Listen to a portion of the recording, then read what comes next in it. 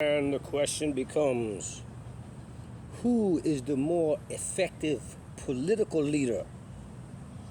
Derek Diablo or Imposter Tommy Robinson, Stephen Yaxley? No. Derek Diablo TV, light scribe, do things you're supposed to do, champ. And some people say, like I'm attaching, I'm using Tommy for views. Of course I am. So it's just, Central Club podcast was everybody that puts him on. That's the benefit. He gets exposure to sell his books and get donations and have his fun and organize people to, do whatever they do. And then the channel gets views, money, content. It's basic. Anybody knows that. And it wasn't me who organized the debate, podcast, work, shoot, whatever you want to call it. Whatever I was able to do with it. It wasn't me who organized it. It wasn't me who paid for it. It wasn't me who hosted it. I didn't want to really do it. Because I told Cullen Mice, I'm not in politics anymore. I used to be part of the extreme far left, militant side. Organizing, training, participating in extreme left-wing violence and organizing, and I was fully into that. And because of the British culture and the casuals and the football hooliganism and the films and the clobber and all that sort of thing, I ended up, over circumstances I've detailed many times, walking away from the organized left. Still have my views, still have my same anti-racist skinhead friends, anti-fascist skinhead friends that fight Nazis, but they have nothing to do with the mainstream politics of leftism, maybe ideologically, and then we all still have our own different views. Anti-racist skinheads in America, you'd say this much are Trump supporters, this much are Democrat supporters, most are not into American politics. Some are National Socialists, some are white power, some are white pride. We have a spectrum in America of political views in as far as our skinhead scene, but let's just say within the anti-racist skinhead scene, I don't know if I conflated the two a moment ago, but let's just say within the anti-racist SHARP and Antifa, you got loads of different sorts of views. Even within the leftism is completely so complicated. You know what I mean? There's so many different people like me who are vanguardists and Marxist-Leninists and National Bolshevists and so forth. We don't think the same way as the rest of the ones who are internationalists, and it's so infinitely complex, and it requires a lot of study. Leftism, to understand it, requires a lot of study, and if you label it one big thing, it's dangerous, because then you don't know who your enemies are. It's like saying it's all them, instead of knowing, well, this gang's in this neighborhood, they're this kind of people, these people are this, they have their own problems with each other. If you're right-wing, you'd be smart to try to divide us up against each other by identifying with some of our beliefs. You don't get it, because the right-wing is more narrow focus. So then, coming to this question of who's a more effective leader, and the things when I done the podcast debate with him, I didn't study any of his stuff. I just set up writing zingers to get him to kick off, And one of them was, you're a shit leader. What have you accomplished?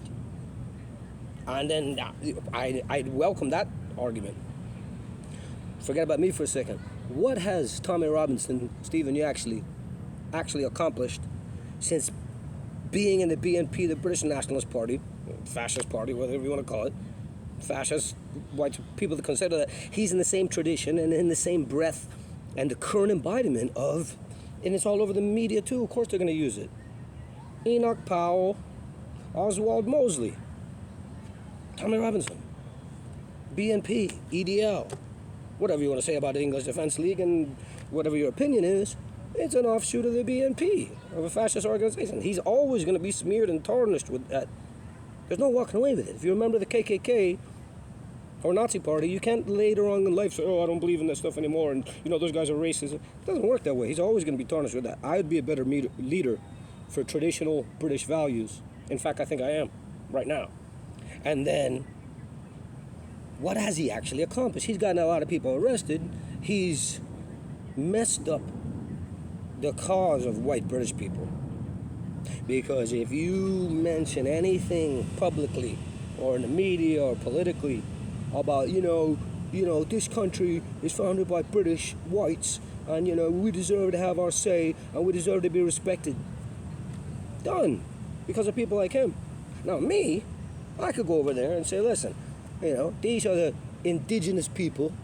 Who? The Welsh, the Britons, the Celtic, or the Anglo-Saxon English, the white dragon and the red dragon.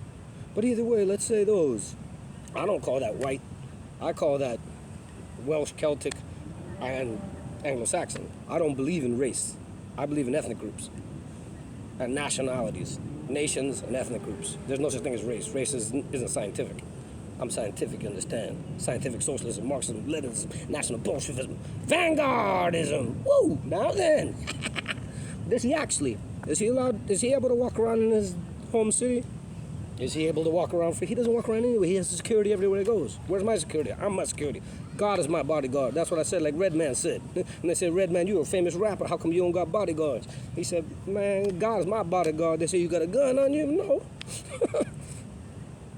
So anyway, what actually has Tommy Robinson accomplished? He's gotten money, and he gets himself famous, and he gets media attention.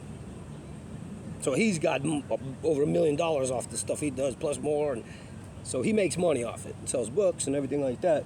I haven't made money off my stuff and everything like that, but I'm not as sensational. And then I'm weird, and everybody can like me more or dislike me more. Whereas him, he does stuff deliberately and puts himself in the conversation of issues that are going on. He reads he watches the regular American mainstream news and the other one, and kind of gets in that. So he's still part of the mainstream. The mainstream allows him to be out there. As I said before, what about Combat 18? That's another thing I wrote out the night before. Why won't the mainstream media? How come you don't know who's the leader of Combat 18 in England? How come you don't know who's the leader of any neo-Nazi or actual white supremacist groups in England are? Because they don't allow you to. They give you Tommy Robinson because he's a knob. He's an idiot. People think, British people, I'm glorifying hooligans, but British people think hooligans are knobs. They think they're a bit funny, some people do. A lot of people just think they're racist thugs. But he fulfills that character, and he doesn't accomplish anything. So people got to kick off for a day or two and riot and everything like that. What's going to happen now? How many people are going to get stitched up? Is he going to get stitched up? No. He's figured out a way to absolve himself, and he has attorneys and everything like that. So everybody else goes and kicks off. Now you're branded racist, convicted criminal for the rest of your life. And what's he doing? Chilling. Me, when I joined Antifa, when I organized it, 2011, had like 30 people. And now look how big it is now. Then I was already retired by the time 2017 came around. So you can't blame me for anything that happened in 2020. But even still, how many people got stitched up for that? How many times I got stitched up for it? 0. You understand? So, the thing about it is, whether you like me or you like Tommy, the fact of the matter is, look at the situation he's in and look at the situation I'm in.